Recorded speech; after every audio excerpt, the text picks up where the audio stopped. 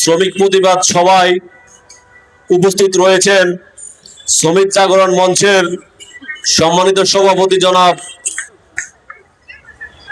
জাহাঙ্গীর আলম গোলক ভাই, এছাড়াও নারায়ণগঞ্জ গার্মেন্টস শ্রমিক সংগঠন সমূহের অন্যতম নেতাগণ উপস্থিত রয়েছেন এবং আজকে যারা উপস্থিত রয়েছেন সকলকে আসসালামু আলাইকুম। আশা করি সবাই ভালো আছেন, আমরাও ভালো আছি।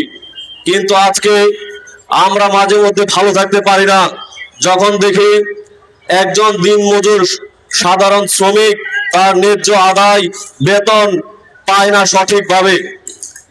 আপনারা নিশ্চয় জানেন বাংলাদেশের অন্যতম অর্থকরী ফসল অর্থনীতি চলছে পোশাক শিল্পের উপর নির্ভর করে। সমগ্র বাংলাদেশে নারায়ণগঞ্জ সহ সমগ্র বাংলাদেশের সকল গার্মেন্টস সেক্টরে অনেক সময় দেখা যায় অনেক শ্রমিক তাদের বকেয়া বেতন পায় না।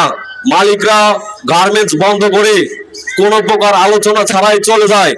সেক্ষেত্রে যদি শ্রমিক আইন সঠিকভাবে প্রয়োগ হয় তাহলে প্রশাসনের হস্তক্ষেপ থাকে, তাহলে শ্রমিকরা তাদের ন্যায্য আদায় পাবে।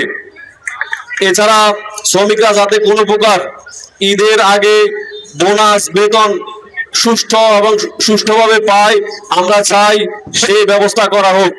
সকলকে আসসালামু আলাইকুম।